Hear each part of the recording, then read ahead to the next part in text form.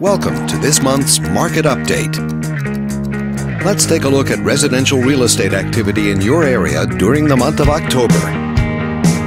The number of active listings was down 18% from 1 year earlier and down 12% from the previous month. This smaller inventory means that buyers who waited to buy may have had a smaller selection to choose from. As you can see, the median listing price for the month was just under $230,000. Compared to last year, the average number of days that units spent on the market before being sold was down 28%. This lower number of days may signal a positive trend in the local inventory turnover rate. Meanwhile, the median sale price was just under $170,000.